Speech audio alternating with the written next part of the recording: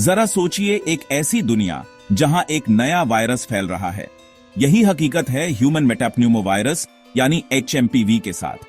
ये respiratory virus जो 2000 के शुरुआत में मिला था, अब दुनिया भर में फैल रहा है। HMPV अपने दूर के रिश्तेदार फ्लू वायरस की तरह रेस्पिरेटरी ड्रॉपलेट से फैलता है, यानी खांसने और छींकने से ये दूसरों को लग सकता है।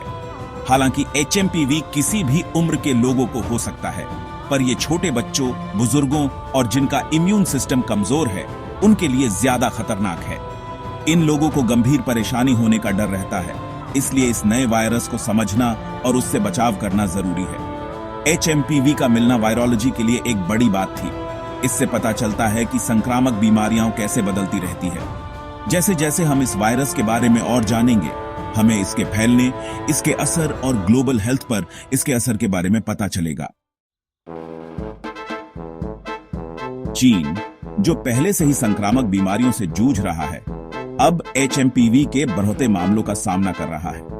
हालांकि चीन में HMPV कितना फैल चुका है, इसके बारे में पूरी जानकारी नहीं है, पर ऐसा माना जा रहा है कि इसके मामले बाज रहे हैं, खासकर छोटे बच्चों में।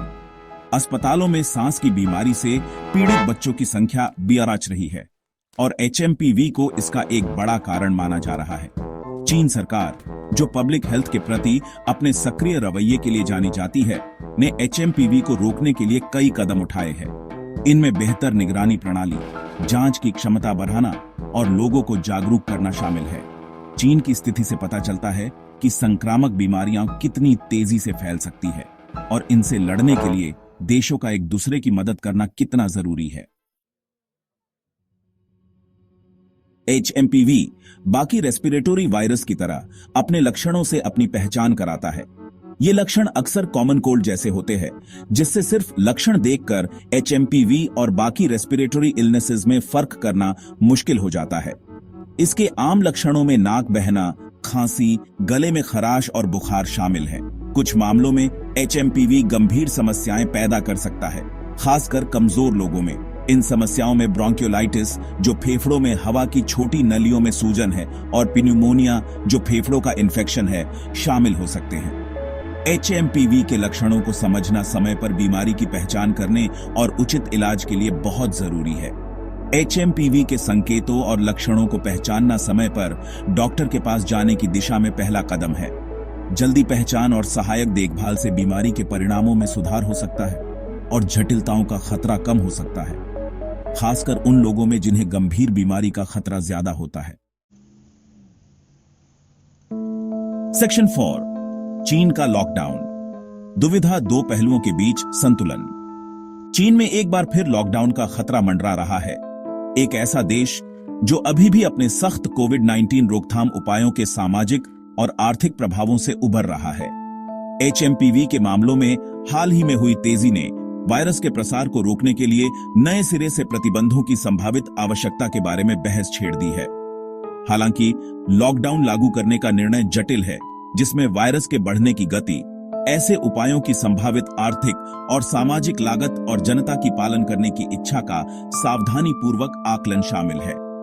चीनी सरकार को सामाजिक और आर्थिक स्थिरता बनाए रखने की आवश्यकता के साथ जन स्वास्थ्य की जरूरतों को संतुलित करने जैसे दुर्दांत कार्य का सामना करना पड़ता है।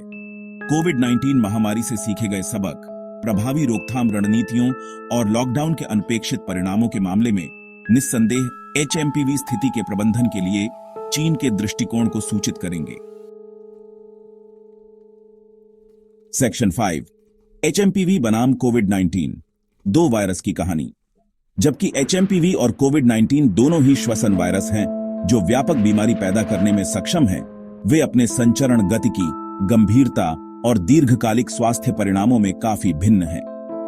कोविड-19 विशेष रूप से अपने पहले के रूपों में ने उच्च संचरण दर और गंभीर बीमारी पैदा करने की अधिक प्रवृत्ति का प्रदर्शन किया, जिसमें लंबे समय तक कोविड जैसी जटिलताएं शामिल हैं। HMPV, जबकि एक महत्वपूर्ण जन स्वास्थ्य चिंता का विषय है, आमतौर पर हल्की बीमारी का कारण बनता है, जिसमें गंभीर जटिलताएं मुख्य रूप से कमजोर आबादी में होती हैं। इन दोनों वायरस की बारीकियों को समझना अनुरूप जन स्वास्थ्य प्रतिक्रियाओं को विकसित करने के लिए आवश्यक है।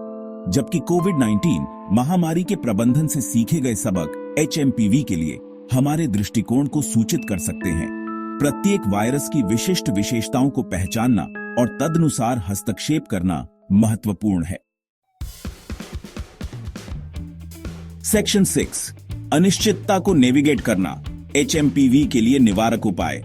HMPV के लिए टीके या विशिष्ट एंटीवायरल उपचार के अभाव में निवारक उपाय इस उभरते वायरस के खिलाफ हमारा सबसे प्रभावी हथियार है। ये उपाय, जिनमें से कई कोविड-19 महामारी के दौरान लागू किए गए थे, व्यक्तिगत स्वच्छता, श्वसन शिष्टाचार और जिम्मेदार स्वास्थ्य प्रथाओं पर जोर देते हैं। बार बार हाथ धोना, खांसने और छींकने को ढंकना और बीमार व्यक्तियों के निकट संपर्क से बचना HMPV के संचरण के जोखिम को कम करने के सरल लेकिन प्रभावी तरीके हैं।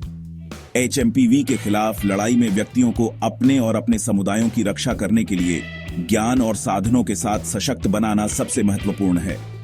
इन निवारक उपायों को व्यापक रूप से अपनाने को बढ़ावा देने के लिए जन जागरूकता अभियान, शैक्षिक संसाधन और स्वास्थ्य अधिकारियों से स्पष्ट संचार आवश्यक है। सेक्शन 7, आगे देख रहे हैं, जागरूकता से आकार लेता भविष्य।